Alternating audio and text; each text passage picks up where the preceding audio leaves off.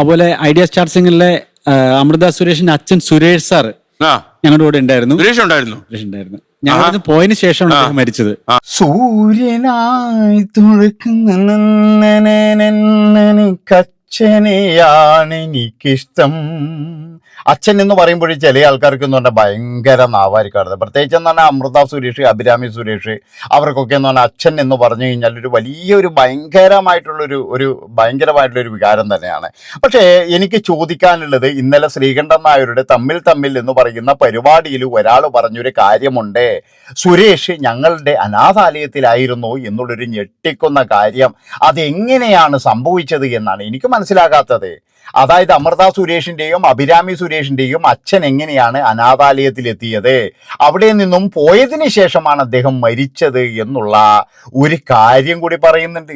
അതും വളരെയധികം ഗുരുതരമാണ്. അതാണ് നിങ്ങൾ മനസ്സിലാക്കേണ്ടത്.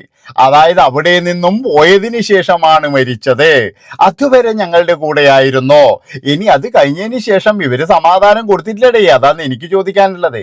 ഒരു കാര്യം ഞാൻ പറയാം, അതായത് അമൃത സുരേഷ് ആയാലും അഭിരാമി സുരേഷ് ആയാലും ഈയിടെ എന്ന് പറഞ്ഞാൽ പലപ്പോഴും എയറിലായിരുന്നു. ഇപ്പോഴും എയറിനൊന്ന് ഇറങ്ങിയിട്ട് താഴെ വന്നതേ ഉള്ളൂ. അത് കഴിഞ്ഞതിന് ശേഷം 2 ദിവസം മുമ്പ് വീണ്ടും എയറിൽ പോകാനുള്ള പരിപാടിയൊക്കെ ചെയ്തിരുന്നു. പിന്നെ എല്ലാവരും കൂടി വേണ്ട എന്ന് വെച്ചതാണ് അവിടുന്ന്. ഞാൻ പറഞ്ഞല്ലോ, ഒരുപാട് നമ്മൾ സപ്പോർട്ട് ചെയ്തിട്ടുണ്ട്. അതായത് ബാല എന്ന് പറയുന്ന ഒരു മനുഷ്യൻ നിരന്തരമായി ഉപദ്രവിച്ചപ്പോഴും കൃത്യമായിട്ട് അവർക്ക് വേണ്ട സപ്പോർട്ട് ചെയ്തിട്ടുണ്ട്. പക്ഷെ ഇതെങ്ങനെയാണ് സംഭവിച്ചത് എന്നാണ് എനിക്ക് മനസ്സിലാകാത്തത്. അതായത് ഇവരൊക്കെ എന്ന് പറഞ്ഞാൽ അച്ഛനെ കുറിച്ച് വാദോരാതെ സംസാരിക്കുന്നത് അഭിനയമായിരുന്നോ എന്നാണ് എനിക്ക് ചോദിക്കാനുള്ളത്. അല്ലെങ്കിൽ എങ്ങനെയാണ് അച്ഛൻ അനാഥാലയത്തിലെത്തിയത് അവർ തുറന്നു പറയണം. നമ്മൾ ഇതുവരെ കേട്ടിട്ടില്ല. എന്തിനധികം പറയുന്നത്, ഇത് കേട്ടപ്പോഴും ശ്രീകണ്ഠൻ നായർ വരെ ഒരു നിമിഷം സ്തംഭിച്ചു പോയി എന്നുള്ളതാണ്. അദ്ദേഹം വരെ ഇത് അറിഞ്ഞിട്ടില്ല. അതായത് ഇത്രയും വലിയ എന്താ പറയേണ്ടത്, വലിയ പാട്ടുകാരിയാണ്, അല്ലെങ്കിൽ സുരേഷ് എന്ന് പറയുന്ന ഒരു വലിയ കലാകാരനാണ്. ആ മനുഷ്യന് പോലും സ്വന്തം വീട്ടിൽ നിന്നും വിട്ടു നിൽക്കേണ്ടി വന്നിട്ടുണ്ടെങ്കിൽ നമ്മുടെ ലോകം എങ്ങോട്ടാണ് പോകുന്നത്? അതുപോലെ തന്നെ എന്ന് പറഞ്ഞാൽ ചില ആൾക്കാർ പറയുന്ന സ്നേഹം, അച്ഛനോടുള്ള സ്നേഹം, ഇതൊക്കെ ഒരു അഭിനയമായിരുന്നു അല്ലേ? അഭിനയം തന്നെയാണ് മക്കളെ, അഭിനയം തന്നെയാണ്. നമ്മൾ ഇന്റർവ്യൂയിലൊക്കെ വരുമ്പോൾ എൻ്റെ അച്ഛൻ എന്നൊക്കെ പറഞ്ഞിട്ടുള്ള ആ ഒരു ഇത് മാത്രമേ ഉള്ളൂ. ഏതായാലും നമുക്കൊരു കാര്യം ചെയ്യാം, ആ അച്ഛനെ കുറിച്ച് അയാൾ പറഞ്ഞ കാര്യങ്ങൾ നമുക്കൊന്ന് കേട്ടിട്ട് വരാം. പൂർണ്ണമായിട്ട് കുറച്ചുകൂടി കേൾക്കാനുള്ളത്. ഒരുമിച്ച് മനുഷ്യന്മാരുടെ എല്ലാ വിഭാഗങ്ങളും ഒരുമിച്ചാണ് താമസിക്കുക. അവിടുത്തെ 4 കണ്ടീഷൻസാ പറയുന്നത്. ഒന്ന്, ജനിച്ചു കഴിഞ്ഞാൽ മരിക്കുന്നവരെ നമ്മുടെ കൂടെയുള്ള ശരീരത്തിന് ഹാനികരമായ എന്തെങ്കിലും ശീലമുള്ളവർക്ക് താമസസൗകര്യം ഇല്ല. മയക്കുമരുന്ന്, പുകവലി, അത്തരം ശീലമുള്ളവർക്ക് അത് ഉപയോഗിച്ചിടാനല്ല, ആ ശീലമുള്ളവർ നമ്മളോട് എടുക്കില്ല. രണ്ടാമത്തെ കാര്യം, സ്വന്തം ചെലവെടുക്കണം. മൂന്നാമത്തെ കാര്യം, പാലിയേറ്റീവ് കെയർ ഇല്ല, നമുക്ക് സംവിധാനമില്ല, സ്വന്തം കാര്യം നോക്കാൻ പറ്റുന്നവർക്ക് മാത്രമേ ഉള്ളൂ. അതേസമയം ഇതിനു മുമ്പ് MM ലോറൻസിന്റെ മകൻ അഡ്വക്കേറ്റ് എബ്രഹാം ലോറൻസ് 8 മാസത്തോളം ഞങ്ങളുടെ കൂടെ ഉണ്ടായിരുന്നു, ഒരു ബൈസ്റ്റാൻഡർ നിർത്തിയിട്ട്. അതുപോലെ ഐഡിയ സ്റ്റാർ സിംഗറിലെ അമൃത സുരേഷിന്റെ അച്ഛൻ സുരേഷ് സാർ ഞങ്ങളുടെ കൂടെ ഉണ്ടായിരുന്നു. ഞങ്ങൾ പോയതിനു ശേഷമാണ് അദ്ദേഹം മരിച്ചത്. അപ്പം ഇങ്ങനെ കുറെ അദ്ദേഹമാണ് വളരെ ഫേമസ് ആയ ആർട്ടിസ്റ്റ്.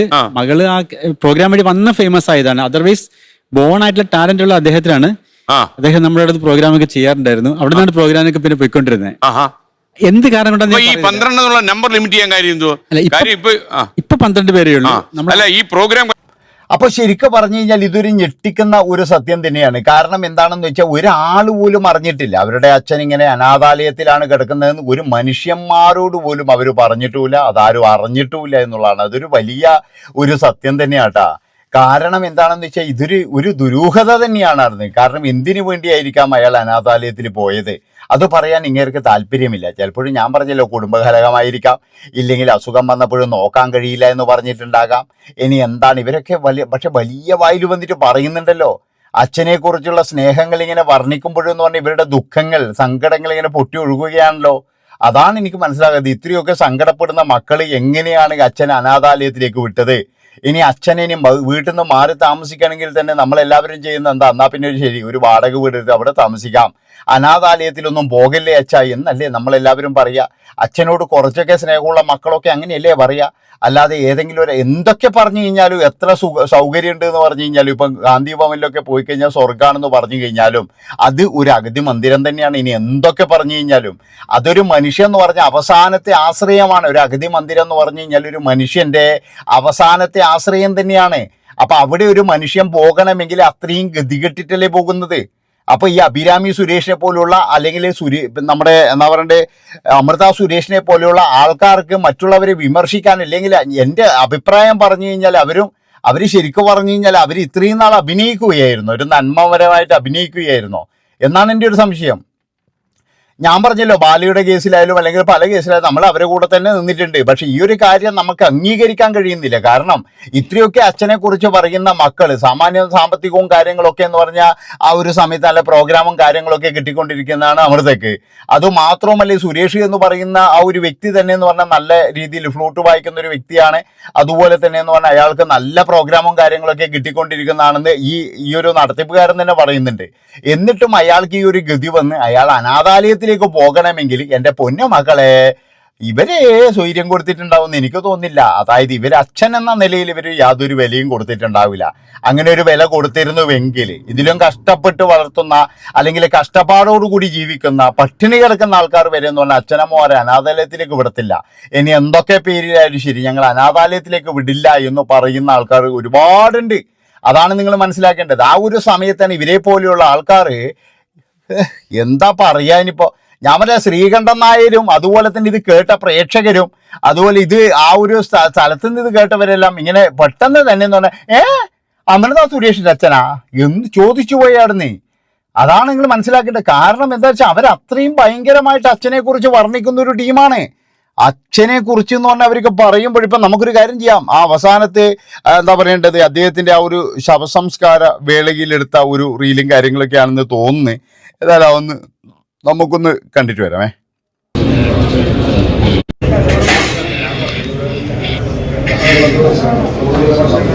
കുറ്റബോധം വഹിക്കാം. ഞാൻ ആ കുറച്ച് ദിവസം അച്ഛനെ ഇതാക്കിയല്ലോ.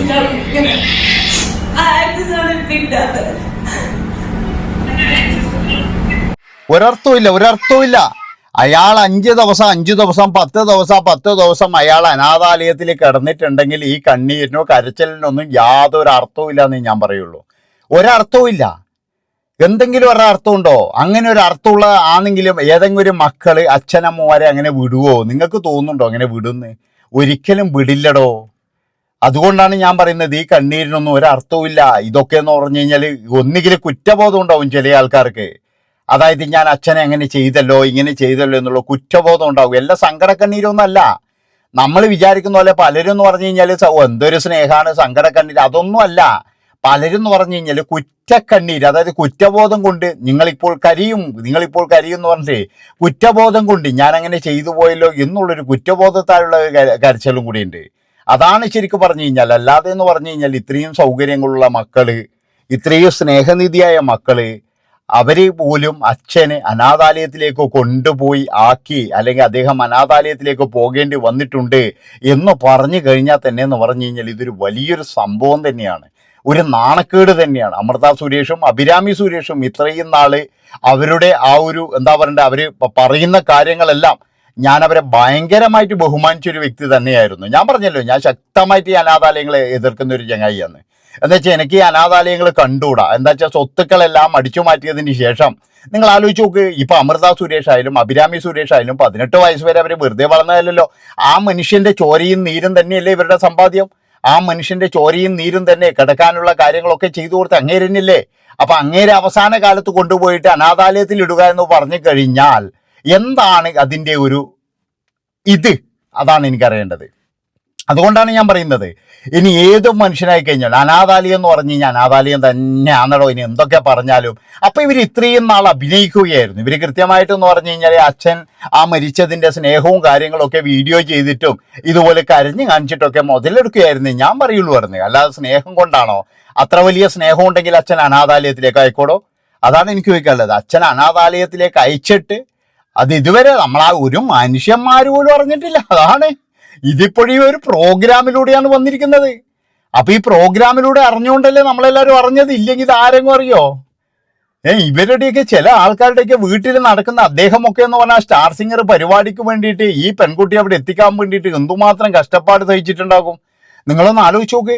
ആ ഒരു ഇതുപോലും ഇല്ലാതെ ഇനിയിപ്പോൾ അവർക്ക് വേണമെങ്കിൽ പറയാം അച്ഛന്റെ പിടിവാശിയാണ് അല്ലെങ്കിൽ അതാണ് ഇതാണ് എന്നൊക്കെ പറയാം.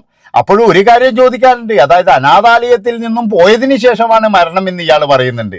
അപ്പോ അത് എന്ന് പറഞ്ഞാൽ അദ്ദേഹത്തിന് അനാഥാലയത്തിലാണെങ്കിൽ അദ്ദേഹം ഇപ്പോഴും മരിക്കില്ലായിരുന്നു, അല്ലെങ്കിൽ അനാഥാലയത്തിൽ അദ്ദേഹത്തിന് കുറച്ചും കൂടി ശാന്തമതി ഉണ്ടായിരുന്നു, വലിയ സമാധാനം ഉണ്ടായിരുന്നു, സ്വന്തം വീട്ടിൽ ചെന്നപ്പോഴേ അത് പോയോ എന്നാണ് എനിക്ക് ചോദിക്കാനുള്ളത്. ഞാൻ പറഞ്ഞല്ലോ, പല സെലിബ്രിറ്റികളെയും എന്ന് പറഞ്ഞു കഴിഞ്ഞാൽ അവസ്ഥ ഇത് തന്നെയാണ്. അവരൊക്കെ എന്ന് പറഞ്ഞു കഴിഞ്ഞാൽ ജീവിതം എന്ന് പറഞ്ഞു കഴിഞ്ഞാൽ ഒരു ആഘോഷപൂർവ്വമായിട്ടുള്ള കാര്യങ്ങളിലേക്ക് പോകുമ്പോഴേ അച്ഛനമ്മമാരുടെ പ്രതീക്ഷകൾ മുഴുവൻ നശിച്ചു പോകും. അങ്ങനെ വീട്ടിൽ കലഹങ്ങൾ ഉണ്ടാകും. അവിടെ ഇപ്പോഴും എന്ന് പറഞ്ഞാൽ ചിലപ്പോൾ ബാലികമായിട്ടുള്ള വിവാഹം കഴിഞ്ഞു, അത് ചീറ്റിപ്പോയി, അത് കഴിഞ്ഞതിന് ശേഷം ഗോപി സുന്ദറുമായിട്ട് അടുത്തിട്ടുണ്ടാകും, ഗോപി സുന്ദറുമായിട്ട് അടുത്തപ്പോഴേ അതും ചീറ്റാൻ വേണ്ടി തുടങ്ങും എന്നുള്ളത് കൊണ്ടാണോ എന്നറിയില്ല. ഏതായാലും അതോടുകൂടിയിട്ട് ആ കുടുംബത്തിൽ ഒരുപാട് പ്രശ്നങ്ങൾ ഉണ്ടാകാം. അതൊന്നും ഈ അച്ഛനെ ബാധിക്കുന്നതായിരിക്കാം. കാരണം അച്ഛൻ പറയുന്ന പോലെ കേൾക്കത്തില്ല. മിക്ക വീടുകളിലെന്ന് പറഞ്ഞു കഴിഞ്ഞാൽ സെലിബ്രിറ്റികളായി വളർന്നു വന്നു കഴിഞ്ഞാൽ പിന്നെ അച്ഛനെ വില ഉണ്ടാവില്ല, അച്ഛനമ്മമാരെ ഒരു വിലയും പൊക്കൂല. ചിലപ്പോൾ അമ്മമാർക്ക് മാത്രമായിരിക്കും അധികാരങ്ങൾ, അങ്ങനെയൊക്കെ ഉണ്ട്. അതായത് അച്ഛനെ ഒരു എന്താ പറയുക, ഒരു മറ്റേ ഇതിന്റെ വില പോലും കൊടുക്കത്തില്ല, ഇതിനെ പട്ടിയുടെ വില പോലും എന്ന് പറയാൻ പറ്റൂല. കാരണം വെച്ചാൽ പട്ടിക്കൊക്കെ ഇപ്പൊ നല്ല വിലയാന്ന്, എല്ലാ വീട്ടിലും പട്ടിക്ക് ഭയങ്കര വിലയാണ്. അപ്പൊ അങ്ങനെയൊക്കെ എന്ന് പറഞ്ഞു കഴിഞ്ഞാൽ ഒരുപാട് സെലിബ്രേറ്റും കാര്യങ്ങളുണ്ട്. ഇവരുടെയൊക്കെ മുഖംമൂടികൾ അഴിഞ്ഞു വീഴട്ടെ, ഇനി ഇങ്ങനെയുള്ള പരിപാടികൾ വരട്ടെ, ഇനി ഇങ്ങനെയുള്ള കാര്യങ്ങളൊക്കെ നമുക്ക് കുറച്ചുകൂടി കാണാനുണ്ട്. ഇവരൊക്കെ എന്ന് പറയുന്ന വലിയ വായിൽ വന്ന് വർത്താനം പറയുന്ന ചില കാര്യങ്ങളുണ്ട്. ഇവരൊക്കെ ഇന്റർവ്യൂലൊക്കെ വന്നു കഴിഞ്ഞെന്ന് വർണ്ണിക്കുന്നത് കണ്ടു കഴിഞ്ഞാൽ നമ്മൾ വിചാരിക്കും ഇവരെന്നെ വലിയ സംഭവം എന്ന്. ഏതായാലും ആ ഒരു അനാഥാലയ നടത്തിപ്പുകാരൻ അദ്ദേഹത്തിന്റെ അനാഥാലയത്തിലായിരുന്നു എന്നാണ് അദ്ദേഹം പറയുന്നത്. അദ്ദേഹം പറയുന്ന കുറച്ച് കാര്യങ്ങൾ കൂടി നമുക്കൊന്ന് കേട്ടിട്ട് വരാം. കാരണം എന്താണെന്ന് വെച്ച് കഴിഞ്ഞാൽ, ഞാൻ പറഞ്ഞല്ലോ, കുടുംബത്തിലെ പലവിധ കലഹങ്ങളുള്ളവരുണ്ടാകും, അതുപോലെ തന്നെ അവസാന കാലത്ത് അസുഖം വന്നു കഴിഞ്ഞാൽ നോക്കാൻ കഴിയില്ല എന്ന് പറയുന്നവരുണ്ടാകും. അപ്പൊ അവർക്കൊക്കെ എന്ന് പറഞ്ഞു കഴിഞ്ഞാൽ ഒരു വലിയൊരു സഹായം തന്നെയാണ് ഇദ്ദേഹം ചെയ്യുന്നത്. അതായത് മക്കളൊക്കെ തള്ളി പറഞ്ഞു കഴിഞ്ഞാൽ ചിലപ്പോൾ പോകാൻ ഒരു സ്ഥലവും ഇല്ലാതിരിക്കുന്ന ഒരുപാട് പേരുണ്ടാകും. സ്വത്തൊക്കെ എഴുതി വാങ്ങിച്ചതിന് ശേഷമാണ് മക്കളൊക്കെ ഇങ്ങനെ പറയുന്നത്. അതാണ് നിങ്ങൾ മനസ്സിലാക്കേണ്ടത്.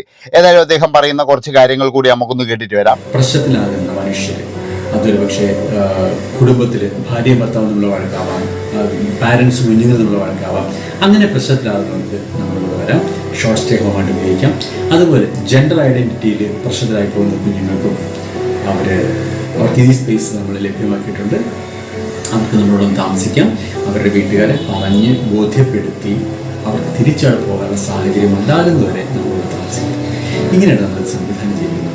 അപ്പം ഇവിടെ വരുന്ന ആൾക്കാർക്ക് ജോലി അറിയില്ലെങ്കിൽ നമ്മൾ ജോലി പഠിപ്പിച്ച് അവർക്ക് സ്വന്തം നിലയിൽ. അപ്പം മിത്രകുലം എന്ന് പറയുന്ന ഒരു അനാഥാലയത്തിലാണ് തൻ്റെ അതായത് അമൃത സുരേഷിൻ്റെയും അഭിരാമി സുരേഷിൻ്റെയും അച്ഛനായ സുരേഷ് താമസിച്ചത്. അതിൻ്റെ സ്ഥാപകനാണ് ഇപ്പോഴും നമ്മളോട് സംസാരിച്ചത്.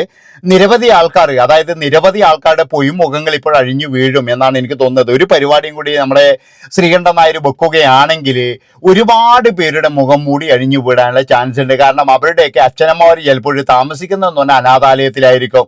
നമ്മൾ കാണുന്ന മണിമാളികകളൊക്കെ എന്ന് പറഞ്ഞു കഴിഞ്ഞാൽ അവർക്ക് അന്യമായിരിക്കാം.